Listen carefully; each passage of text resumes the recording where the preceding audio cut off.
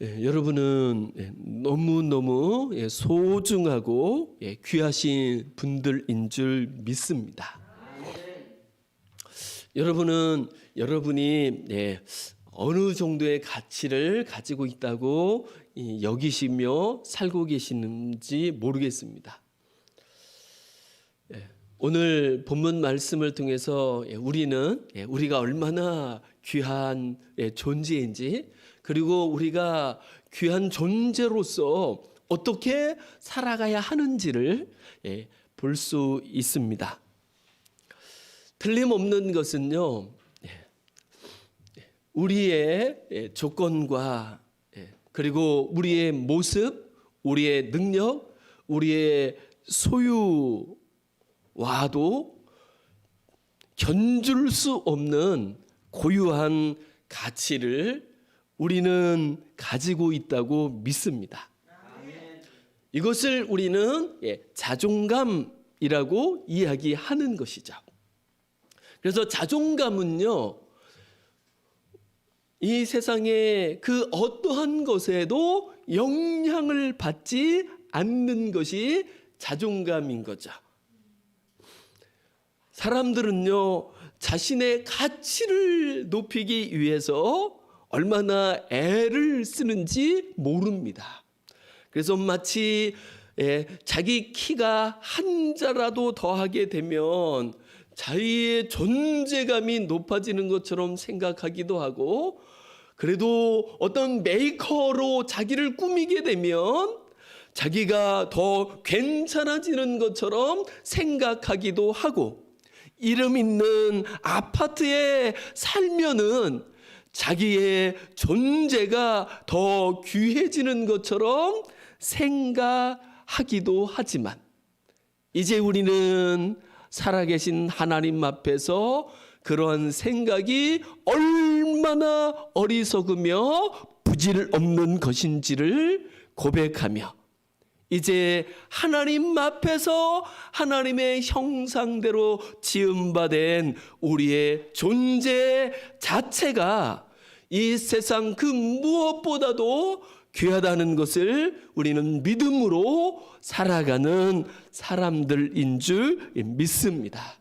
이 한 시간도 하나님 앞에서 우리가 얼마나 거룩하며 얼마나 소중하며 얼마나 보배로우며 얼마나 귀한가를 깨달으며 누릴 수 있는 이 시간이 될 수 있기를 주님의 이름으로 축복합니다. 그래서 우리의 그 능력을 초월하는 자존감, 그리고 우리의 소유를 초월하는 자존감, 우리의 나이를 초월하는 자존감, 그 무엇에도 영향을 받지 않는 그 절대 자존감을 가지고 살아갈 수 있는 우리가 될 수 있기를 원합니다. 성경은 히브리서 11장에서 이런 사람들을 향하여서 세상이 감당할 수 없는 사람이라고 소개하고 있습니다. 저는 여기에 계신 모든 분들이, 그리고 주님의 이름을 부르는 모든 사람들이 하나님이 우리에게 허락해 주신, 심어주신 이 절대 자존감을 가지고 자로나 우로나 치우치지 아니하며 인간의 고유한 존엄성을 가지고 서로가 서로를 귀하게 여기며 서로가 서로의 얼굴을 빛나게 하며 살아갈 수 있는 하늘 가족이 될 수 있기를 간절히 소망합니다. 오늘 본문 말씀에 보면 이 소유에 붙들린 사람이 나오고 있는 것을 볼 수 있습니다. 지금 우리나라도 이 소유의 문제에 온 나라가 그냥 사로잡혀 가지고 얽매여 가지고 자유를 상실하고 소유의 종이 되어 노예가 되어 살아가는 것을 우리는 볼 수 있습니다. 그래서 온통 세상이 지금 아파트에 미쳐버린 세상 속에 우리는 있습니다. 그래서 어떤 사람들은요, 이 소유, 이 아파트에 인생을 걸고 그 황금 같은 세월을, 수십 년을 아파트 하나에 쏟아붓고 그리고 나면 내 인생은 뭐지? 이럴 수밖에 없는 그런 일들이 우리에게는 일상이 되고 모든 삶이 돼버렸다는 것을 우리는 얼마나 안타깝게 생각해야 할지 모른다고 여겨집니다. 13절입니다. 무리 중에 한 사람입니다. 저는 그런데 무리 중에 한 사람이었지만 그 무리들 또한 그 한 사람과 거의 다를 바 없었다고 생각합니다. 그러면 그 무리들이 가지고 있는 생각들, 그리고 그 무리 중에 한 사람이 추구하는 삶, 그 삶은 무엇이었을까요?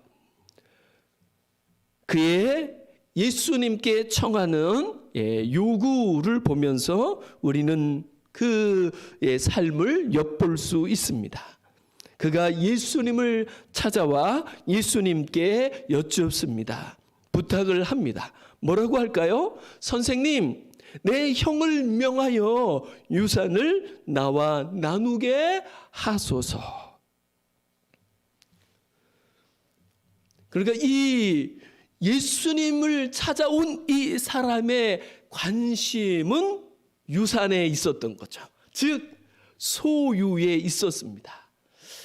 자기 부모님으로부터 그 유산을, 돈을 조금이라도 더 받아서 챙겨가지고 자기의 소유를 좀 더 부풀리고 싶었던 것이 이 사람의 마음이었던 거죠. 이런 걸 보면 동서고금을 막론하고 동양이든 서양이든 오늘날이든 옛날이든 사람들은 다 소유에 집착하고 살아간다는 것을 우리는 볼 수 있는 거죠. 과연 이 사람의 이 생각을 우리는 어떻게 생각해야 되는 걸까요? 지금 이 사람은 자기가 더 지혜롭다고 생각하겠죠. 그 사람이 여기는 지혜로움이란 어떻든지 간에 형으로부터라도 조금이라도 그 돈을 더 챙기는 것이 지혜로운 것이라고, 잘 사는 것이라고 여기고 있는 거죠. 과연 그럴까요? 세상은 그렇게 생각합니다. 그리고 사람들도 그 생각에 붙들려 그 조금의 돈을 위해서라도, 조금 더 돈을 가지기 위해서라면 때로는 형제 자매도 원수가 되고 부모님도 원수가 되어버리는 시대를 우리는 살아가고 있는 거죠. 세상은 그렇습니다. 그러면 주님은 어떠실까요? 주님이 14절에서 이렇게 말씀하십니다. 이 사람아, 누가 나를 너희의 재판장이나 물건 나누는 자로 세웠느냐. 그러니까 예수님은 그 사람의 이익을 위한 존재가 아니시라는 거죠. 예수님은 그 사람의 소유에 대하여 그 소유를 늘려주거나 이런 일을 하시는 분이 아니시라는 거죠. 그러면 예수님은 어떤 분이실까요?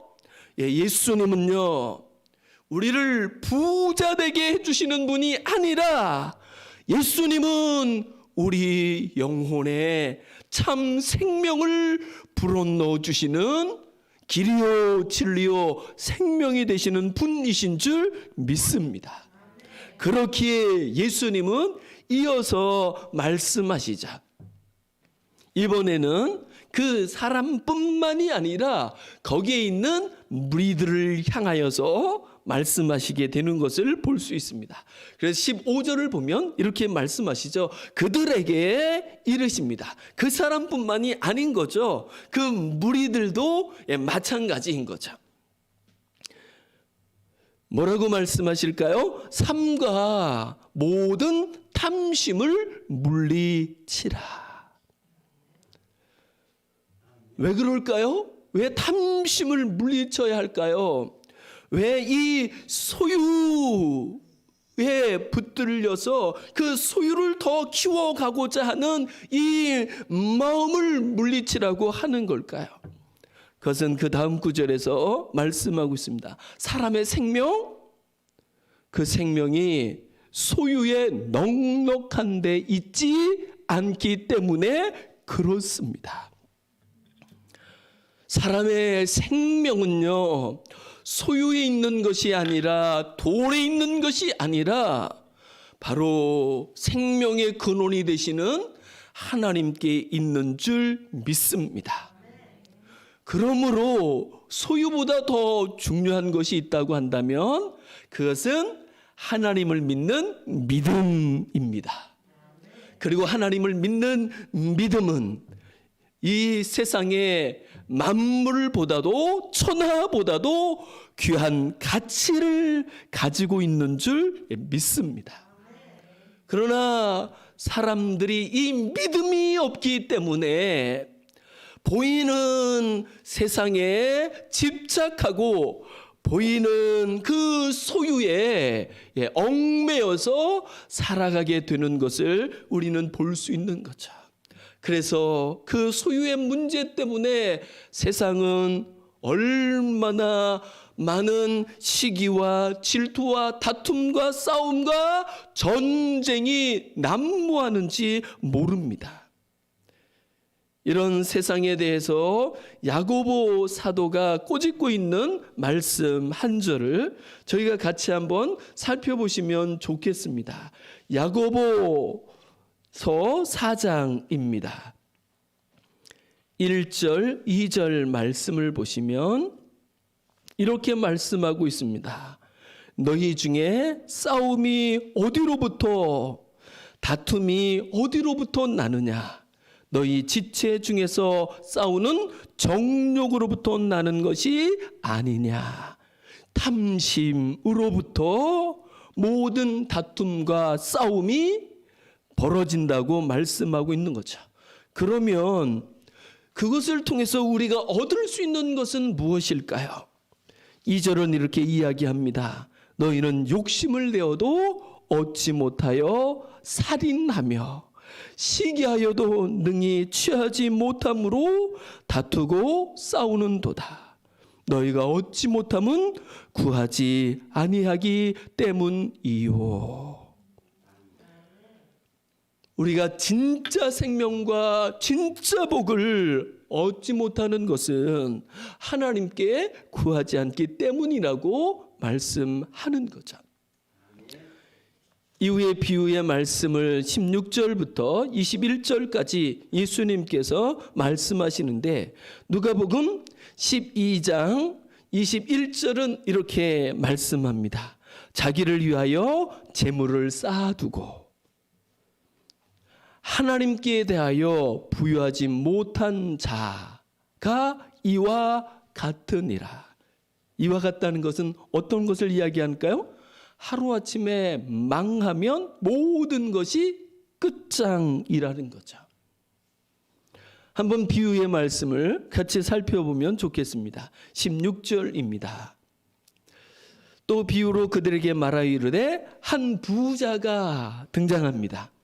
그 부자가 밭에 곡식을 심었는데 소출이 얼마나 풍성했는지 모릅니다. 아마 밭이 무지 넓었던 것 같아요.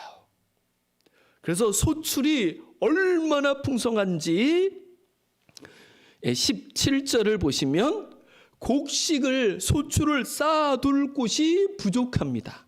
창고가 부족해요. 곳간이 부족합니다. 그래서 그에게 고민이 됐어요. 어떤 고민이에요? 자기의 소출을 쌓아둘 곡간이 부족한 게 이 부자의 고민이에요. 어떻습니까, 여러분?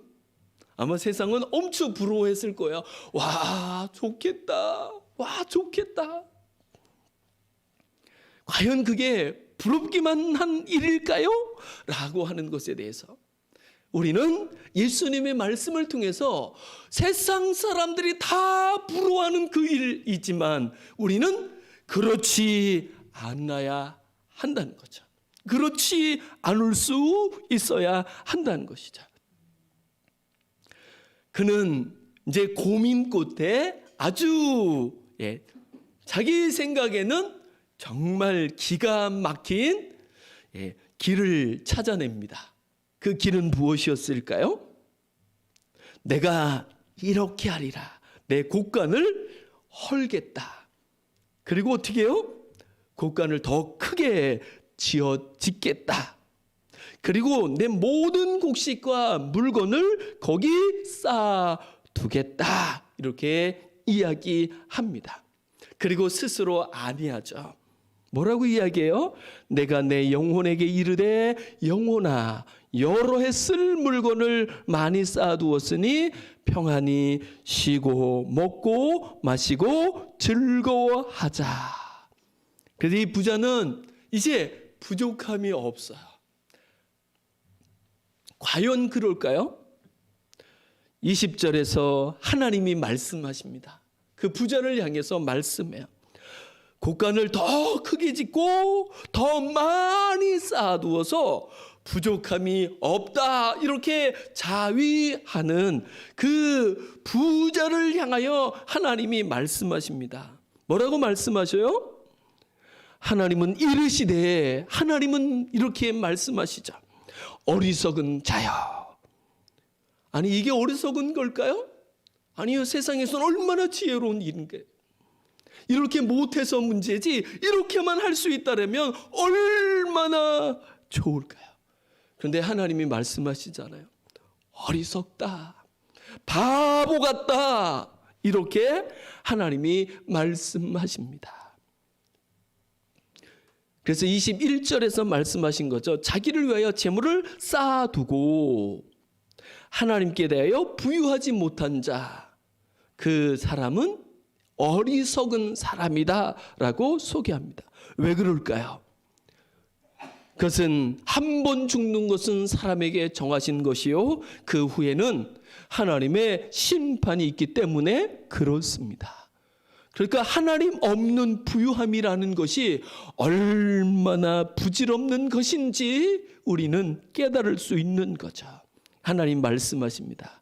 오늘 밤에 내 영혼을 도로 찾으리니 그러면 내 준비한 것이 누구의 것이 되겠느냐. 틀림없죠.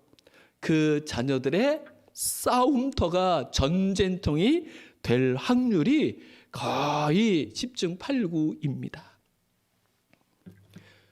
성경은 이런 진실들을 우리에게 얼마나 많은 곳에서 말씀해 주고 있는지 모릅니다. 그 중에 예수님께서 하늘에 오르셔서 승천하신 다음에 사랑하는 제자에게 하늘 문을 여시고 말씀하신 그 진실 속에서도 우리는 그 진실을 볼 수 있습니다. 이런 부자 같은 교회가 있었습니다. 아이러니죠? 교회가 이 어리석은 부자와 똑같은 모습을 가지고 살아가는 것을 예수님께서 보여주고 있는 거죠. 그 교회는 요한계시록 3장에 나오는 라오디게아 교회입니다. 라오디게아 교회는 어땠을까요? 17절을 보시면 이렇게 말씀합니다. 내가 말하기를 나는 부자라 부유하여 부족한 것이 없다 하나. 교회도 이럴 수 있는가 봐요. 어느 정도였을까요? 이 교회는. 그러나 예수님이 말씀하시죠. 뭐라고 말씀하실까요? 내 곤고한 것과 가련한 것과 가난한 것과 눈먼 것과 벌거벗은 것을 알지 못하는 도다. 무엇이 진짜일까요? 이 부자가 부유하여 부족한 것이 없다고 하는 것이 진짜일까요? 아니면 그 부유함에도 불구하고 예수님께서 너는 참 곤고한 존재다, 너는 가련하구나, 너는 참 가난하구나, 너는 눈이 멀었구나, 너는 벌거벗었구나 라고 말씀하시는 예수님의 말씀이 진짜일까요? 이것은 우리에게 정말 중요한 문제가 아닐 수 없습니다. 반면에 요한계시록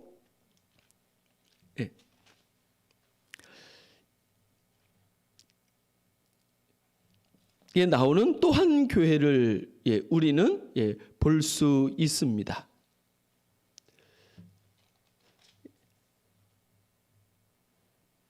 그 교회는 서모나 교회입니다. 요한계시록 2장 9절을 보면 이렇게 말씀하고 있습니다. 내가 내 환난과 궁핍을 알거니와 실상은 내가 부유한 자니라. 이 말씀을 우리는 어떻게 볼 수 있을까요? 이 서머나 교회는 온갖 환난 속에 살아갈 뿐만 아니라 궁핍해요. 이 당시 궁핍하다고 한다면 우리가 궁핍하다고 얘기하는 거랑은 차원이 다르죠. 여기서 궁핍하다는 것은 하루 끼니를 때워가는 것이 쉽지 않은 것을 이야기하는 거죠. 그런데 예수님은 뭐라고 그러셔요? 실상은, 진짜는 너는 정말 부유한 자라, 이렇게 말씀하고 있는 것을 볼 수 있습니다. 도대체 예수님은 무엇을 근거로 이렇게 말씀하시는 걸까요? 그것은 바로 영원하신 하나님을 믿는 믿음을 가지고 이야기하시는 거죠. 그래서 우리는 하나님을 믿는 믿음을 금보다 귀하다고 이렇게 말씀합니다. 여러분, 우리는 억만 금을 소유하고 있는 사람보다 훨씬 더 귀하고 훨씬 더 부유한 사람인 줄 믿습니다. 아멘. 왜 그럴까요? 세상에 금은 보아요, 때가 되면 다 썩어지고 사라집니다. 여러분, 금이 사람들은 안 썩는 줄 아는데요, 아니요 여러분, 썩습니다. 녹습니다. 그리고 사라질 날이 있습니다. 하지만 하나님을 믿는 믿음은 결코 썩지 않고 쇠하지 않고 영원합니다. 그것은 하나님이 영원하시기 때문에 그렇고, 그 하나님의 나라가 영원하기 때문에 그렇습니다.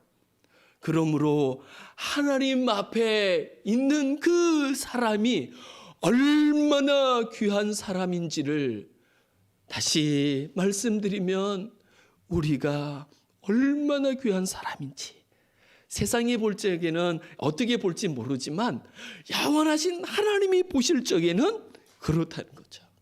그리고 세상이 보는 것이 맞느냐 아니면 하나님이 말씀하시는 건 맞느냐라고 할 때 우리는 하나님이 말씀하시는 것이 맞다라고 하나님의 말씀을 아멘으로 받고 그 말씀을 믿음으로 살아가는 줄 믿습니다. 그래서 하나님이 말씀하시죠.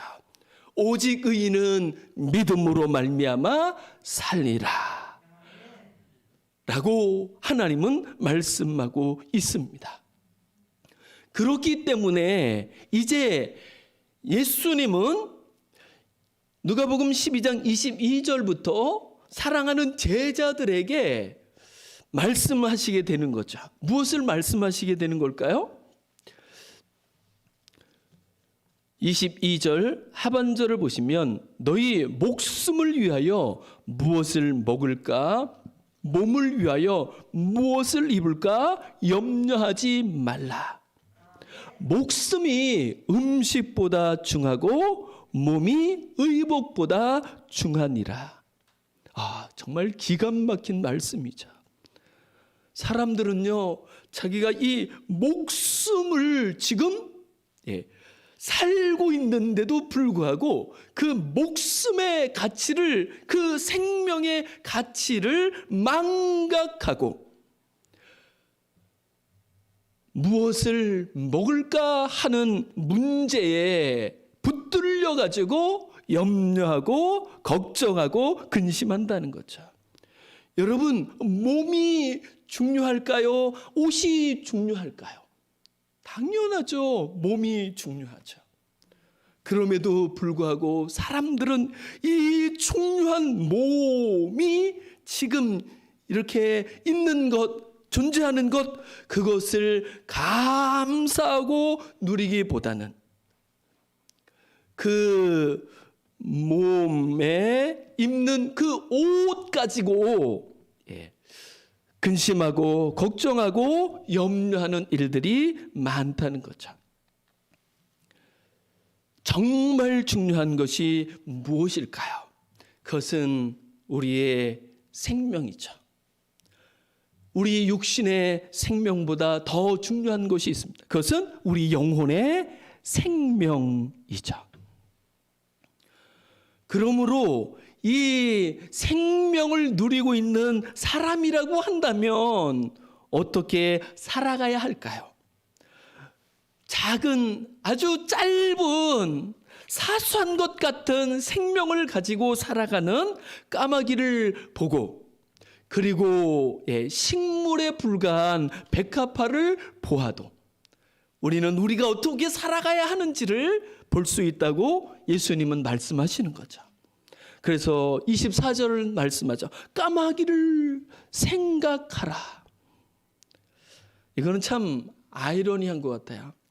아니, 하나님을 믿고 하나님을 믿는 믿음을 가지고 하나님의 사람으로 살아가는 우리가 그 미임을, 까마귀를 보면서 깨달아야 하고 그 까마귀를 보면서 생각해야 된다는 것이 참 웃기는 일이기는 하지만, 그럼에도 불구하고 예수님께서는 봐라, 너희가 이 소유에 붙들려 탐심의 노예가 되어 살아가는, 그래서 맨날 더 중요한 것에 집중하고 그것에 대해서 가치를 두고 감사하면서 살기보다는 다른 그 문제에 근심하고 염려하면서 인생을, 세월을 허비하는 너희를 보면 예수님께서는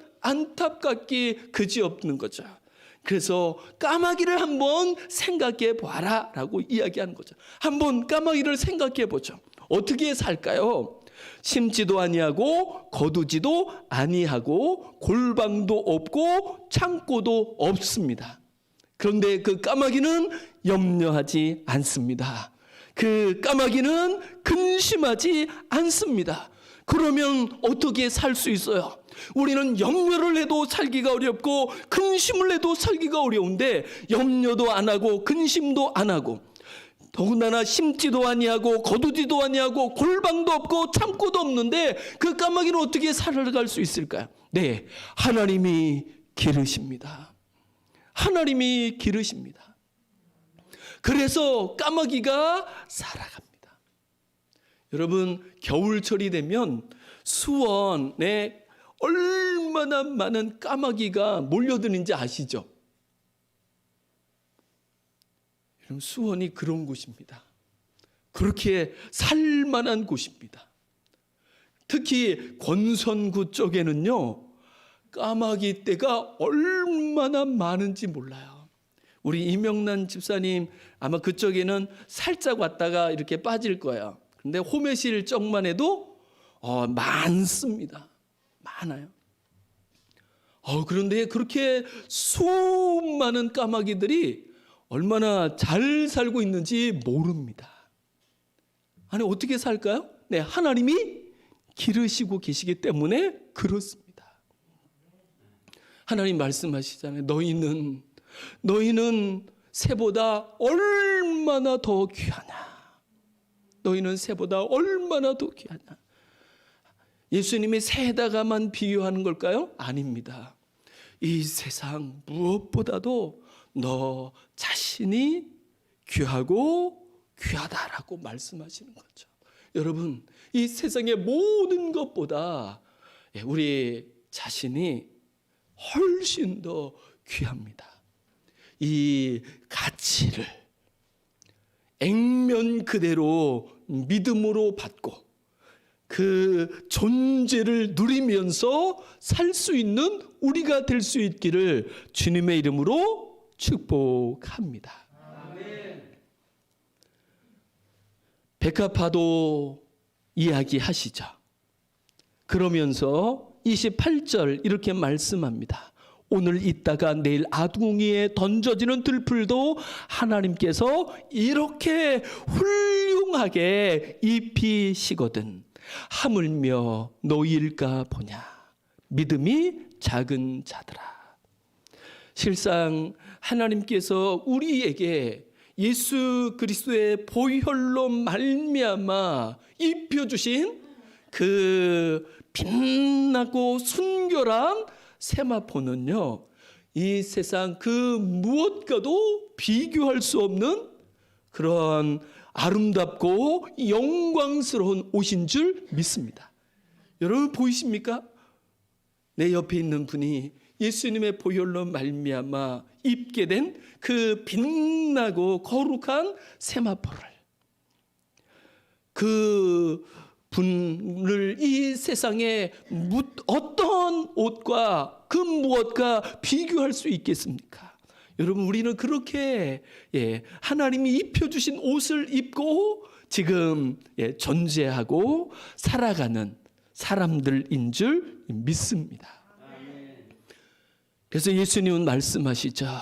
이 믿음을 가지고 살아라라고 말씀하고 있습니다.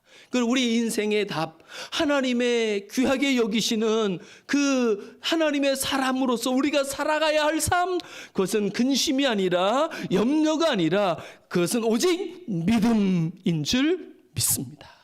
오직 믿음으로 하나님이 우리에게 입혀주신, 우리에게 심어주신 이 거룩함을, 이 영광스러움을, 그리고 하나님이 허락해 주신 그 영원한 생명을 누리면서 살아갈 수 있는 우리가 될 수 있기를 주님의 이름으로 축복합니다.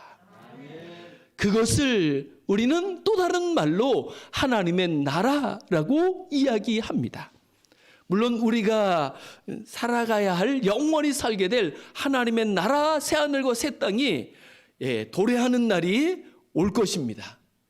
그러나 지금도 우리는 하나님을 믿는 믿음을 가지고 이 육체 속에서도 하나님의 나라를 누리면서 살아갈 수 있는 줄 믿습니다. 그래서 예수님은 말씀하시는 거죠. 너희는 무엇을 먹을까, 무엇을 마실까요? 구하지 말며 근심하지도 말라. 이 모든 것은 세상 백성들이 구하는 것이라.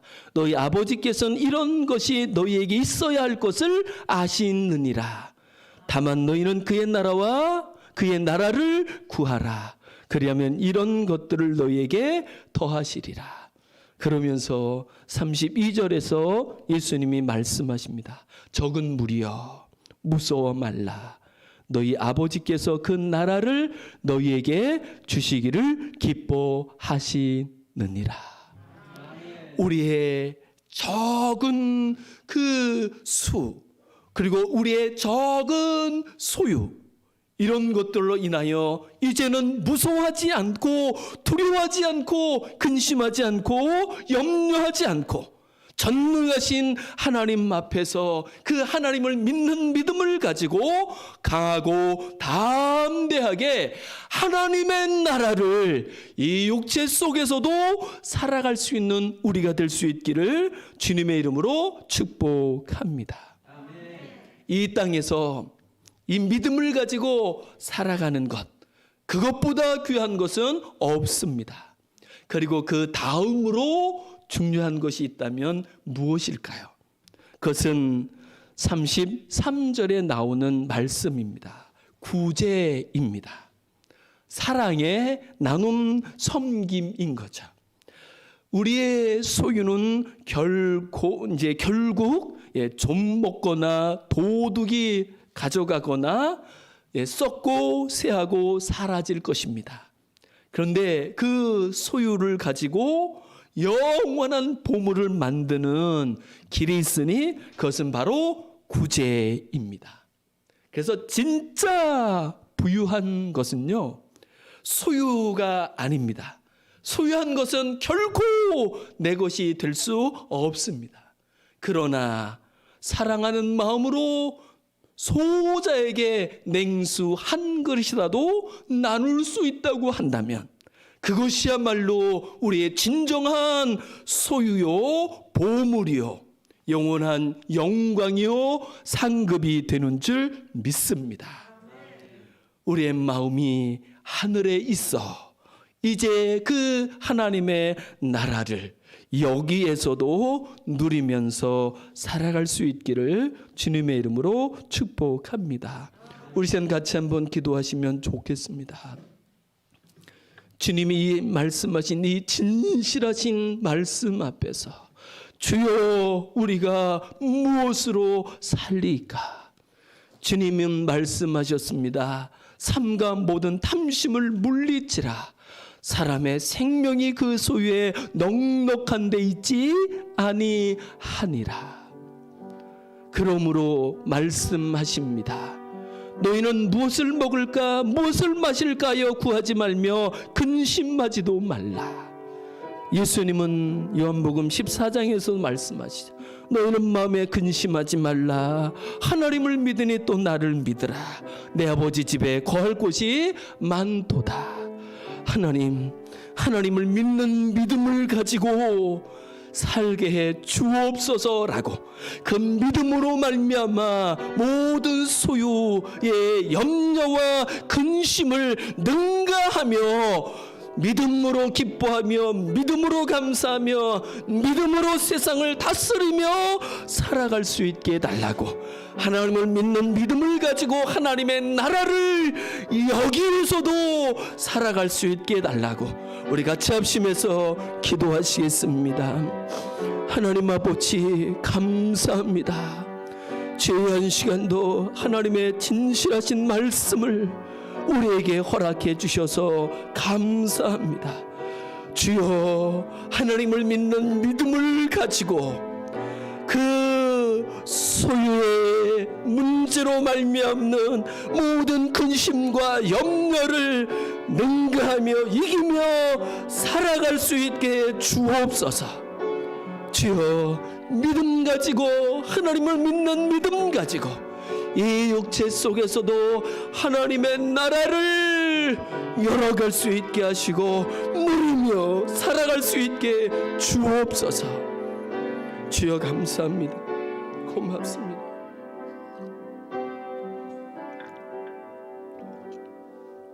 우리 시간 한 번만 더 기도하면 좋겠습니다. 우리가 섬기고 있는 네팔에서 선교 사역을 감당하고 있는 백은호 선교사님의 사모님께서 이제 12시 15분에 맹장 수술을 하게 되는데, 하나님, 선교하는 것만도 정말 어렵고 힘겹고 버거운 일인데 하나님 육체의 질고로 인하여 이제 수술을 하게 되는데 하나님 긍휼히 여겨주시고 위로해 주시고 그 모든 수술 자리에 함께해 주셔서 빨리 속히 쾌유하고, 그리고 모든 그 주님이 맡겨진 사역 영광 가운데 능히 감당하며 살기에 부족함이 없도록 역사해 달라고 우리 같이 합심해서 기도하시겠습니다.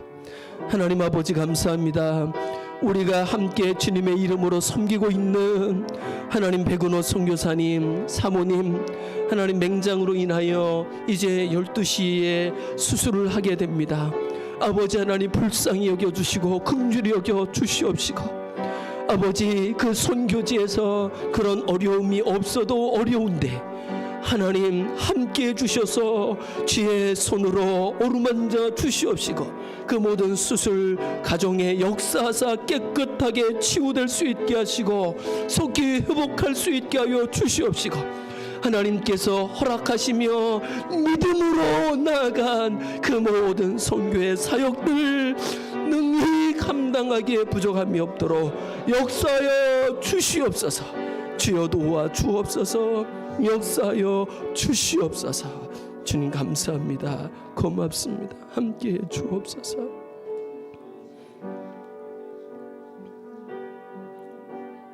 하나님 감사합니다.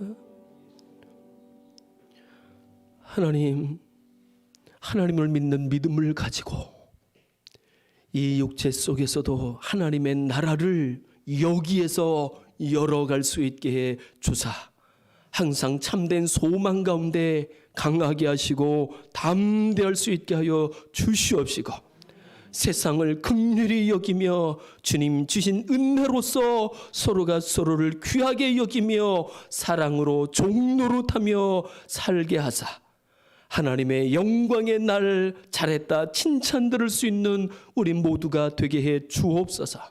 이 시간 또한 간절히 기도드리옵기는 백은호 선교사님의 사모님 하나님 그 모든 수술 가정 가운데 함께 하시고 역사하사 깨끗하게 치유하여 주시옵시고 주님이 위로하여 주시옵시고 새 힘을 허락하여 주시옵시고 그를 통하여 그 선교 사역 하나님의 영광 가운데 능히 감당하기에 부족함이 없도록 역사해 주옵소서. 감사드리며 주 예수 그리스도의 이름으로 간절히 기도드리옵나이다.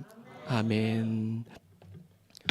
네, 교회 소식은 주보를 참고해 주시면